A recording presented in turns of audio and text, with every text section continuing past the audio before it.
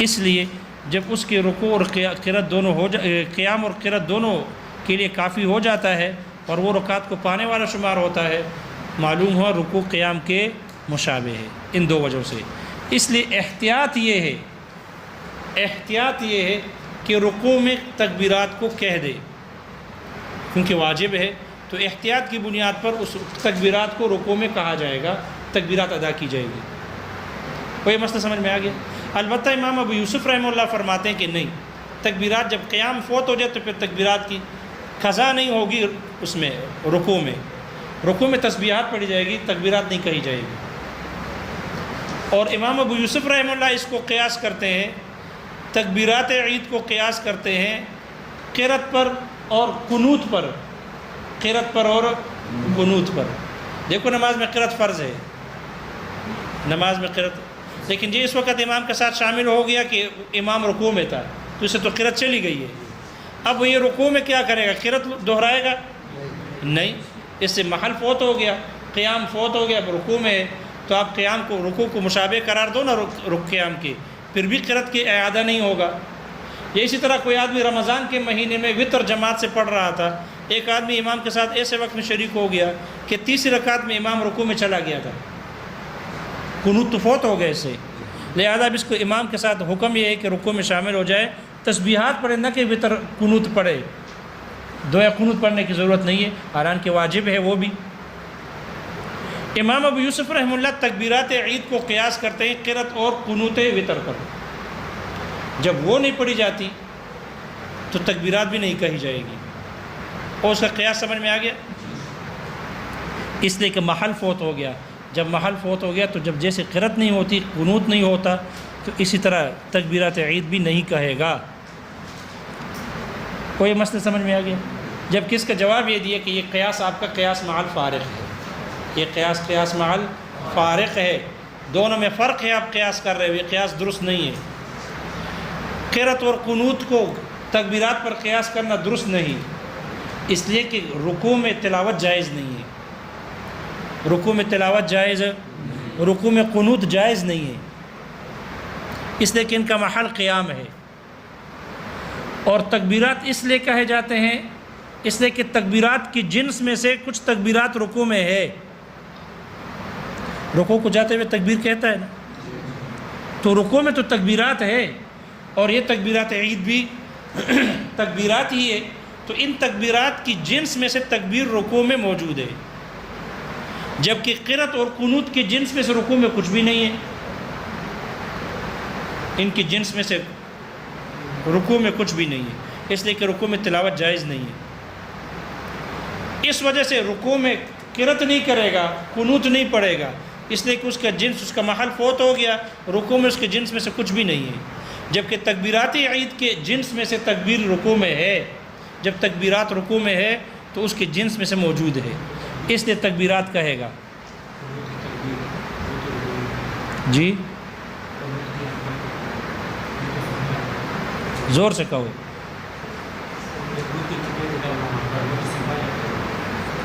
کیا چیز پائی جاتی ہے؟ تکبیر رکوع میں، تو ہم کہتے ہیں تکبیرات کی جنس موجود ہے نا رکوع میں، جب تکبیرات کی جنس رکوع میں موجود ہے اس لیے تکبیرات رکوع میں کہے جائیں گے، اور قرات اور قنوت جو نہیں پڑھی جاتی رکوع میں، اس لیے کہ اس کی جنس میں سے رکوع میں کچھ بھی نہیں ہے، تو جب قرات اور قنوت اور تکبیرات میں فرق ہے تو پھر آپ تکبیرات کو قرات اور قنوت پر کیسے قیاس کرتے ہو؟ اگر دونوں ایک جیسے ہوتی تو پھر قیاس مع الفارق نہ ہوتا، لیکن ان دونوں میں فرق ہے، ان دونوں میں کیا ہے؟ فرق ہے۔ وہ جواب سمجھ میں آ گیا؟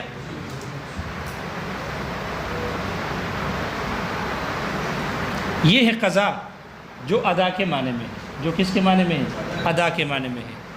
آگے ایک اعتراض ہے احناف پر، اعتراض یہ ہے کہ آپ کو پتہ ہے کہ شیخ فانی کے حق میں جو فدیہ ثابت ہے یہ عقل میں نہیں آتی، خلاف قیاس ہے، قضا بمثل غیر معقول ہے، یعنی خلاف قیاس ہے، اور خلاف قیاس جو چیز ثابت ہو اس کا اصول یہ ہے کہ وہ اپنے مورد پر باقی رہتی ہے، اس پر کسی اور شے کو قیاس کرنا درست نہیں ہے، جائز نہیں ہے۔ حالانکہ تم لوگوں نے شیخ فانی کے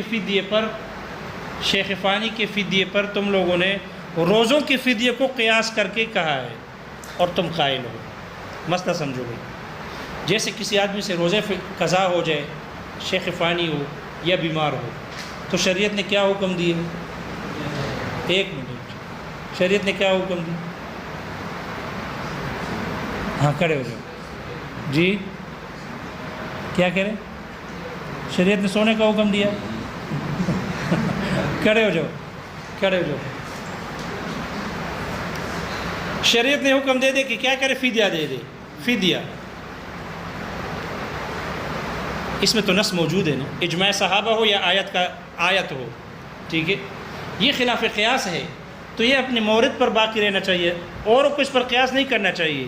حالانکہ تم حنفیوں کا مسئلہ یہ ہے، تم حنفی کہتے ہو کسی آدمی سے نماز قضا ہو جائے اور پھر آخری عمر میں وہ اس کی قضا نہ کر سکے، اور آخری عمر میں اس پر آپ کہتے ہو کہ اس کے لیے وصیت کرنا واجب ہے، فدیہ دینے کا، کہ چونکہ روزے تو رکھ نہیں سکتا تو ایسے آدمی پر واجب ہے کہ وہ وصیت کرے، میرے مرنے کے بعد میرے زندگی کے 15-20 سال کے 40-50 سال کے نمازوں کا فدیہ دے دو۔ تو یہ جو آپ نمازوں کے فدیے کو روزے کے فدیے پر قیاس کرتے ہو، یہ قیاس آپ کا جائز نہیں ہے، اس لیے کہ روزے کا فدیہ تو خلاف قیاس ہے، اور جو چیز خلاف قیاس ہوتی ہے وہ اپنے حال پر رہتی ہے، اس پر کسی اور شے کو قیاس کرنا درست نہیں۔ تو آپ نمازوں کی فدیے کو روزے کی فدیے پر کیسے قیاس کرتے ہو؟ اشکال سمجھ میں آ گیا؟ اس کا جواب دیا کہ یہ جو روزوں کے فدیے کے وجوب کا قول ہے، یہ احتیاطاً ہے، قیاساً نہیں ہے، یہ احتیاطاً ہے، قیاساً نہیں ہے۔ ہم نے کوئی قیاس کے مطابق تو فیصلہ نہیں کیا، ہم قیاس نہیں کر رہے، ہم احتیاط کی بنیاد پر واجب قرار دے رہے، اور احتیاط کی وجہ یہ ہے، وجہ احتیاط یہ ہے کہ یہ جو شیخ فانی کے حق میں فدیے کا حکم ہے نا، یہ جو آیت ہے، دیکھو جو بھی نص ہوگی ضرور معلول بالعلت ہوگی، جو بھی نص ہوگی ضرور معلول بالعلت ہوگی، اس میں ضرور کوئی نہ کوئی علت ہوگی۔ شیخ فانی کے جو نص ہے، یا تو یہ علت خاصہ کے ساتھ معلول ہے یا علت عامہ کے ساتھ معلول ہے، یا تو یہ ایسی علت کے ساتھ معلول ہے کہ وہ علت خاص ہے۔ شیخ فانی کا روزے سے عاجز آنا عجز ہے، لیکن عجز عام نہیں، عجز خاص، روزے سے عاجز ہونا اس کی علت ہے، اور وہ صرف شیخ فانی کے حق میں پائی جا رہی ہے۔ اس لیے پھر اگر یہ آیت معلول بعلت خاصہ ہے، یعنی روزے سے عاجز ہونا علت ہے، تو پھر وہ یہ آیت، یہ نص صرف روزے ہی کے ساتھ خاص ہے، نمازوں کی فدیے کو اس پر قیاس کرنا واقعتاً درست نہیں ہے، پھر واقعتاً ٹھیک نہیں ہے۔ لیکن یہ بھی احتمال ہے کہ جو شیخ فانی والی آیت ہے وَعَلَى الَّذِينَ يُطِيقُونَ، یہ علت خاصہ کے ساتھ معلول نہ ہو، بلکہ اس میں علت عامہ پائی جا رہی ہو، اور وہ ہے مطلقاً عاجز آنا، مطلقاً عجز ہے، عاجز آنا ہے، صوم سے عاجز آنا نہیں، مطلقاً عبادت سے عاجز آنا۔ اور وہ عجز جیسے روزے میں ہے اسی طرح نماز میں بھی ہے، اس لیے کہ نماز بھی تو روزے جیسی ہے، نماز بھی تو روزے جیسی ہے، بلکہ شارح کہتے ہیں نماز تو روزے سے بھی اہم ہے۔ اول نماز تو روزے جیسی ہے، جیسے بنی الاسلام علی خمس، اسلام کے ارکان 5، اسلام کی بنیاد 5 چیزوں پر ہے، جیسے اس میں روزہ داخل ہے اس میں نماز بھی تو داخل ہے۔ تو جب روزے سے عاجز ہونے کی وجہ سے فدیہ لازم ہے، تو پھر نماز سے عاجز ہونے کی صورت میں بھی کیا ہوگا؟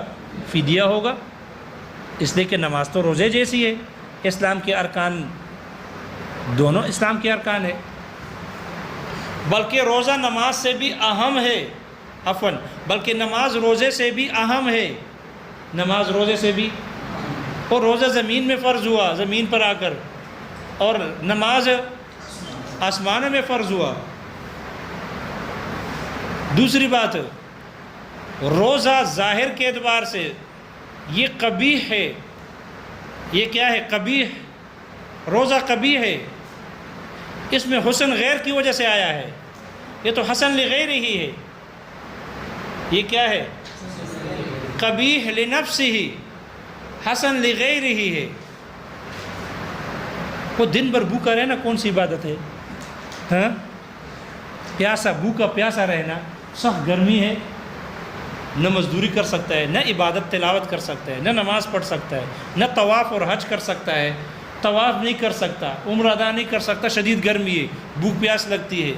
اور اللہ کی نعمتیں جگہ جگہ پر رکھی ہوئی ہے، فریج بھرا ہوا ہے، ہوٹل موجود ہے، کھانے دستیاب ہے، لیکن یہ کہتے میں روزہ دار ہوں، اپنے آپ کو بھوکا مارتا ہے. تو یہ بھوکا پیاسا رہنا کون سی عبادت ہے؟ یہ تو اپنے نفس کو بھوکا رکھنا ہے، اپنے نفس کو ہلاک کرنا ہے، کمزور کرنا ہے. یہ تو حسن نہیں ہے، یہ تو قبیح ہے. یہ کیا ہے؟ قبیح. روزے میں حسن آیا غیر کی وجہ سے، اور وہ ہے نفس امارہ کو مغلوب کرنے کی وجہ سے. کیونکہ اگر روزہ نہیں رکھے گا تو نفس بدماش بن جاتا ہے، پھر بدماشی کرتا رہتا ہے. پھر منگل بازار ہے، اتوار بازار ہے، جمعہ بازار ہے، پھر ہر بازار ہوتا ہے. اور جب روزہ دار ہو، بھوک پیاس لگی ہو، دوسرا کہے آؤ بازار چلتے ہیں، جاؤ یار ہم سے بات نہیں ہوتی، اتنی بھوک پیاس لگی ہے، ہم سے چلا نہیں جا سکتا، آپ کہتے ہو بازار چلتے ہیں، نہیں جا سکتا. اس لیے نفس امارہ کو مغلوب کرنے کی وجہ سے، یہ نفس امارہ عدو اللہ ہے، اللہ کا دشمن ہے. اس کو مغلوب کرنے کی وجہ سے اس روزے میں کیا آ گیا؟ حسن آ گیا. ورنہ فی نفسی ہی یہ قبیح، روزہ قبیح ہے. حسن آیا غیر کی وجہ سے. اور نماز تو حسن ہی حسن ہے، نماز حسن لعین ہی ہے. اول تکبیر تحریمہ سے لے کر سلام تک یہ سب اس میں حسن ہی حسن ہے. افعال بھی حسن ہے اور اقوال بھی حسن ہے. اللہ کی ثنا ہے. تم دوسروں کی تعریف کرو تو وہ آپ کو گالی دے گا. دوسروں کی تعریف کرنا حسن ہے. لہذا اللہ کی حمد و ثنا ہے، قرأت ہے، تسبیحات ہے، تکبیرات ہے. اور کبھی قیام میں ادب سے کھڑا، کبھی رکوع میں ادب سے کھڑا، کبھی سجدے میں گر پڑا، کبھی اتحیات میں بیٹھا ہوا ہے. تو یہ افعال بھی، اس میں بھی حسن ہے، اقوال میں بھی حسن ہے. تو نماز حسن لعین ہی ہے، اور روزہ یہ حسن لغیر ہی ہے. لہذا نماز تو روزے سے بھی اہم ہے. تو جب روزے میں فدیہ ہو سکتا ہے تو نماز میں تو فدیہ بطریق اولا ہوگا. وہ یہ سمجھ میں آ گیا؟ معلوم ہوا وہ جو فدیے والی آیت ہے شیخ فانی کے حق میں، وہ یا تو معلول بعلت خاصہ ہوگی، اگر اس کے ساتھ خاص علت ہے کہ روزے سے عاجزانہ علت ہو تو پھر تو نماز کو قیاس کرنا درست نہیں. لیکن چونکہ اس میں احتمال یہ بھی ہے کہ وہ علت خاصہ نہ ہو بلکہ علت عامہ ہو، مطلقاً عاجزانہ، چاہے وہ روزہ ہو یا نماز ہو. اس لیے وہ علت جیسے روزے میں پائی جا رہی ہے نماز میں بھی پائی جا رہی. نماز روزے کا مثل ہے بلکہ اس سے بھی کیا ہے؟ اہم ہے. اس لیے شارع کہتے ہیں ہم نے فدیے دینے کا حکم دیا چونکہ روزہ نماز روزے سے افضل ہے، اہم ہے. اس لیے ہم نے روزے نماز کے لیے بھی فدیہ دینے کا حکم دیا، احتیاط کی بنیاد پر دیا کہ ہو سکتا ہے وہ آیت معلول بعلت خاصہ نہ ہو، بعلت عامہ ہو، تو ہم نے کہا فدیہ دے دے. اگر یہ علت عامہ کے ساتھ ہوگی تو امید ہے انشاءاللہ اس کی طرف سے کافی ہو جائے گا، یہ فدیہ اس کی طرف سے کیا ہو جائے گا. اگر یہ فدیہ اس کے نمازوں کے لیے کافی ہو گیا فبہا تو ٹھیک ہے، وگرنہ نفل ہو جائے گا، اس کے لیے صدقے کا ثواب مل جائے گا. کس کا ثواب مل جائے گا؟ صدقے کا ثواب مل جائے گا. شارع کہتے ہیں یہی وجہ ہے امام محمد رحمہ اللہ نے نماز کے فدیے کا ذکر جب زیادات اپنی تصنیف زیادات میں اس کا نماز کے فدیے کا ذکر کیا تو امام محمد رحمہ اللہ نے فرمایا تجزئہ انشاءاللہ، یہ فدیہ اس کے روزے کی طرف سے کافی ہو جائے گا اگر اللہ نے چاہا. انشاءاللہ کہا اس کے ساتھ. معلوم ہوا مسئلہ احتیاط پر مبنی ہے، قیاس نہیں ہے، کیونکہ جو مسائل قیاسیہ ہوتے ہیں وہ لا تعلق بالمشیتی، اس کو مشیت پر معلق نہیں کیا جاتا. معلوم ہو یہ قیاسی مسئلہ نہیں ہے، جب قیاسی مسئلہ نہیں ہے احتیاطی مسئلہ ہے، اس لیے انشاءاللہ پر معلق کر دیا. وہ مسئلہ سمجھ میں آ گیا. اس لیے شارع کہتے ہیں امید ہے انشاءاللہ اس کی طرف سے کافی ہو جائے گا. ایسا ہی کافی ہو جائے گا جیسے کہ ایک آدمی پر روزے ہیں لیکن روزوں کا انہوں نے وصیت نہیں کی، اصل تو اس پر وصیت واجب ہے لیکن وصیت نہ کر سکا، بغیر وصیت کیے مر گیا، تو ان کے وارثین پر فدیہ دینا واجب نہیں ہے۔ ہاں اگر مرضی سے فدیہ دے دے، ان کی طرف سے روزوں کا فدیہ دے دے تو امید ہے کافی ہو جائے گا، جیسے وہ کافی ہو جائے گا ایسا ہی نمازوں کا فدیہ بھی کافی ہو جائے گا۔ تو جواب یہ کہ ہم نے قیاس نہیں کیا، احتیاط کی بنیاد پر نمازوں کے لیے ہم نے فدیے کو واجب کیا۔ اب یہ فدیہ کتنا ہوگا؟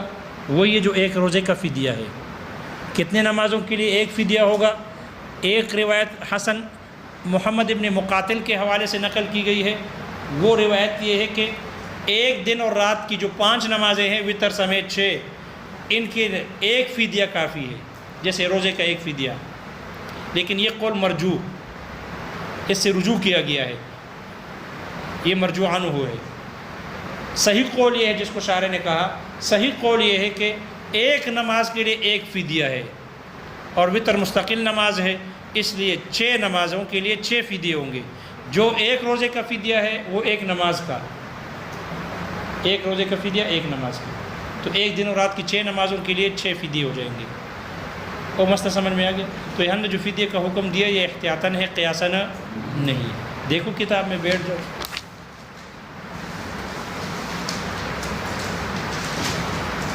ولما فرغ عن بیان انواع الاداء شرع فی تقسیم القضاء، جب مصنف رحمہ اللہ ادا کے اقسام کے بیان سے فارغ ہوئے تو قضاء کے تقسیم کو شروع کیا۔ فقال، فرمایا، والقضاء انواع ایضا، قضاء کی بھی چند اقسام ہیں، بمثل معقول و بمثل غیر معقول وما هو فی معنی الادا، اور وہ قضاء جو ادا کے معنی میں ہے۔ شارح کہتے ہیں وفی هذا التقسیم ایضا مسامحۃ، اس تقسیم میں بھی مصنف سے چوک ہو گئی ہے، تسامح ہو گیا۔ وَكَأَنَّهُ قِيلَ، گویا کہ کہا گیا، وَالْقَضَاءُ أَنْوَاعٌ، اس سے بھی کیا ہو گئی ہے، اس سے بھی تو مسامحت ہو گئی۔ یہاں بھی انہوں نے انواع کہا، نوعان کہنا چاہیے تھا۔ قضاء محض، ایک ہے قضاء محض، وہ ہوا، اور ایک قضاء محض اما بمثل معقول، یا تو یہ ایسے مثل کے ساتھ ہوگا جو عقل میں آتی ہے، او بمثل غیر معقول، یا مثل غیر معقول سے ہوگا، وہ دوسری قسم۔ وقضاء فی معنی الاداء، اور وہ قضاء جو ادا کے معنی میں ہے۔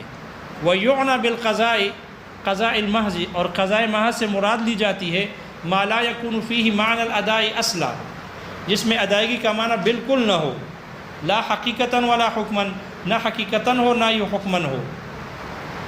وبما هو فی معنی الاداء، اور وہ قضاء جو ادا کے معنی میں ہے اس سے مراد لی جاتی ہے ان یکون بخلافہ، کہ وہ اس کے برخلاف ہو۔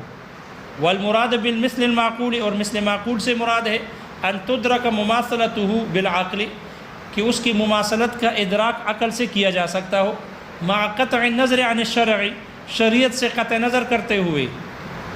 وبغیر المعقول، اور غیر معقول سے مراد ہے اللہ تدرک المماثلۃ الا شرعا، کہ اس کی مماثلت کا ادراک نہیں کی جا سکتی ہو مگر شرعی طور پر۔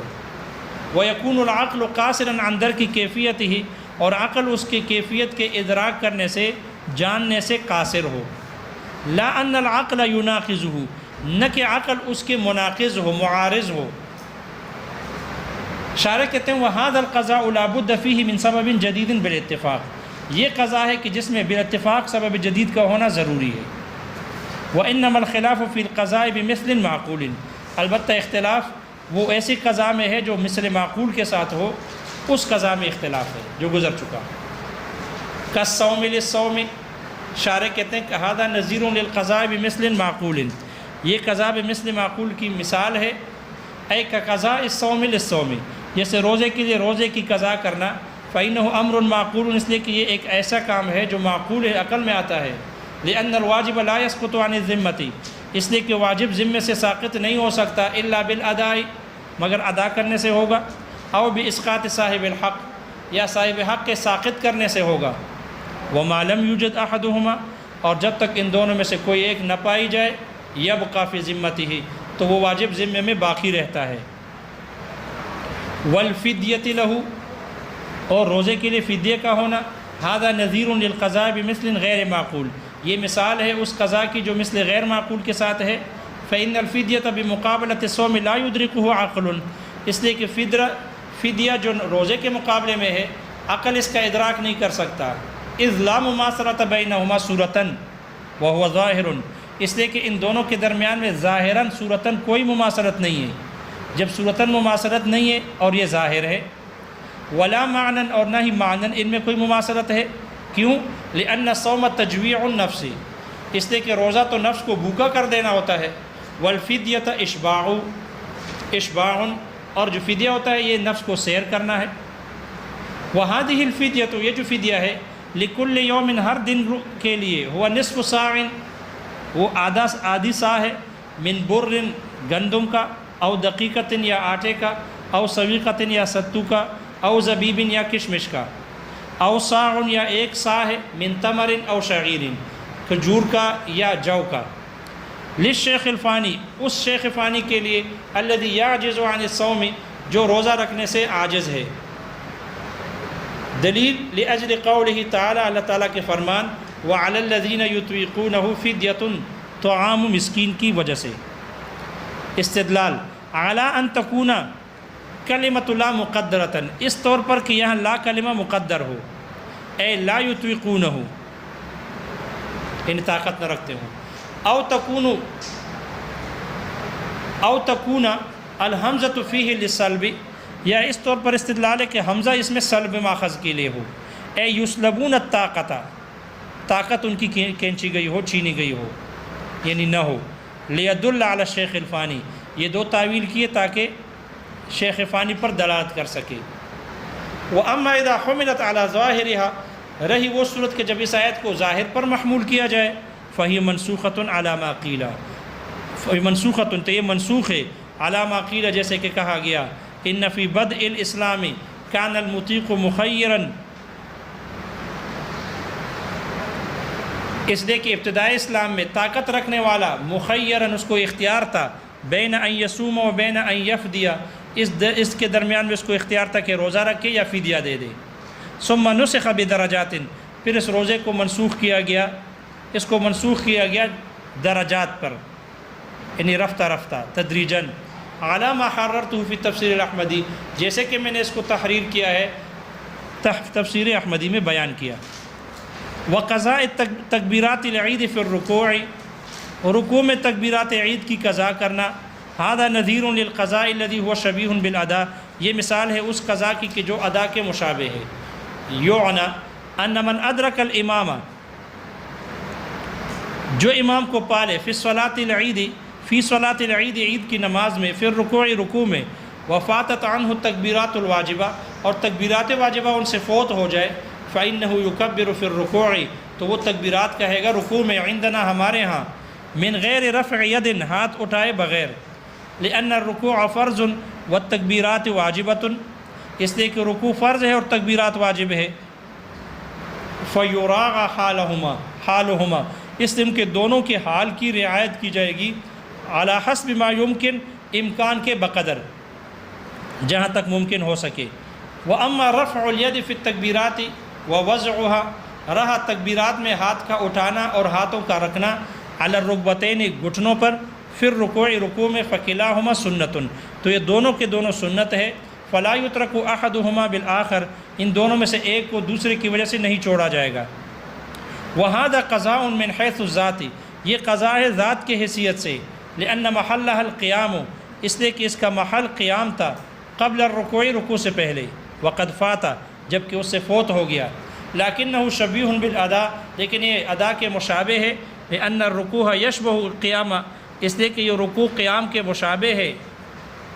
لقیام النصف الاسفل علی حالہ، پہلی وجہ اس لیے کہ نصف اسفل اپنے حال پر قائم ہونے کی وجہ سے.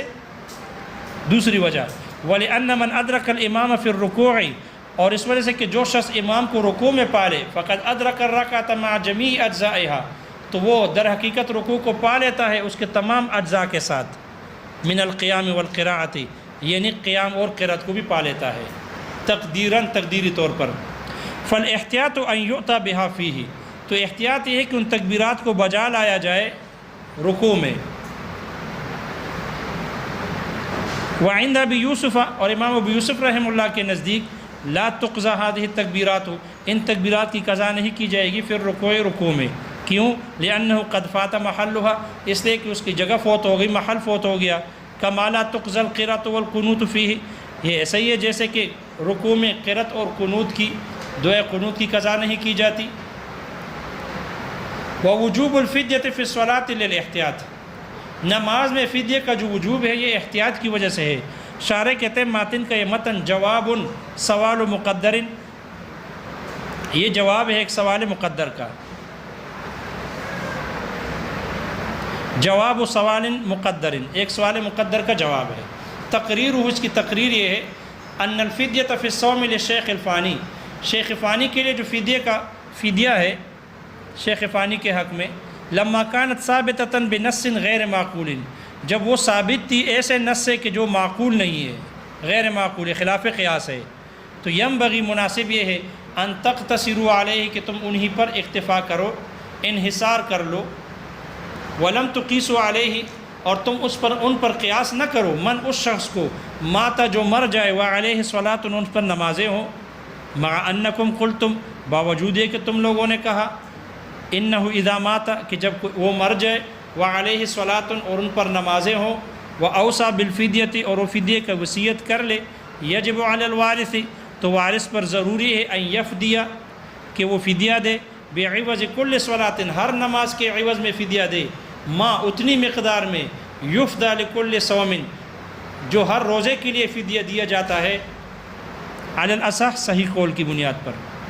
فاجاب مصنف نے جواب دیا بان وجوب الفدیۃ فی قضاء الصلاۃ للاحتیاط لا للقیاس، نماز کے قضاء میں جو فدیے کے واجب ہونے کا حکم ہے یہ احتیاطاً ہے نہ کہ قیاساً، قیاس کی وجہ سے نہیں. وذالک اور یہ احتیاط اس وجہ سے ہے لأن نص الصوم یحتمل، اس لیے کہ جو روزے والی نص ہے فدیے والی یہ احتمال رکھتی ہے ان یکون مخصوصاً بالصوم کہ یہ خاص ہو روزے کے ساتھ. ویحتمل اور یہ بھی احتمال ہے ان یکون معلولا لعلت عامۃ کہ یہ معلول ہو ایسے علت کے ساتھ جو علت عام ہے، توجد فی الصلاۃ نماز میں بھی پائی جاتی ہے، اعنی العجزہ یعنی عجز ہے. والصلاۃ نظیر الصوم جبکہ نماز تو روزے جیسی ہے، نماز روزے کی طرح ہے، بل اہم منہ بلکہ اس سے بھی زیادہ اہم ہے،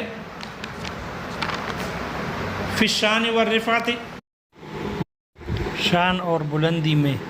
فامرنا بالفدیۃ عن جانب الصوم اس لیے ہم نے نماز کی جانب سے فدیہ دینے کا حکم دیا. فإن کفت عنها عند اللہ تعالی فبها اگر اللہ کے ہاں یہ اس کی طرف سے کافی ہو جائے تو ٹھیک ہے، وإلا فلہ ثواب الصدقۃ وگرنہ پھر اس بندے کو صدقے کا ثواب مل جائے گا. ولہذا قال محمد فی الزیادات اسی وجہ سے امام محمد رحمہ اللہ نے اپنی کتاب زیادات میں فرمایا تجزئہ ان شاء اللہ تعالی، یہ فدیہ اس کی طرف سے کافی ہو جائے گا اگر اللہ تعالیٰ نے چاہا. والمسائل القیاسیۃ لا تعلق بالمشیۃ قط اور مسائل قیاسیہ کو کبھی بھی مشیت پر معلق نہیں کیا جاتا، مسائل قیاسیہ کو معلق نہیں کیا جاتے مشیت پر. کما جیسے کہ اذا تطوع به الوارث جیسے کہ اپنے مرضی سے دے دے وارث اس فدیے کو، فی قضاء الصوم روزے کے قضاء میں، من غیر ایصاء بغیر وصیت کیے ہوئے، نرجو القبول منہ ان شاء اللہ تعالی تو ہم امید رکھتے ہیں اس کے قبول ہونے کا، اس کی طرف سے قبول ہونے کی امید رکھتے ہیں اگر اللہ نے چاہا. فقضا ھذا اسی طرح یہ بھی ہے، ہم اس کی بھی امید رکھتے ہیں کہ اللہ قبول کر لے گا. اور کچھ سمجھ میں آ گیا؟ زور تو لگایا.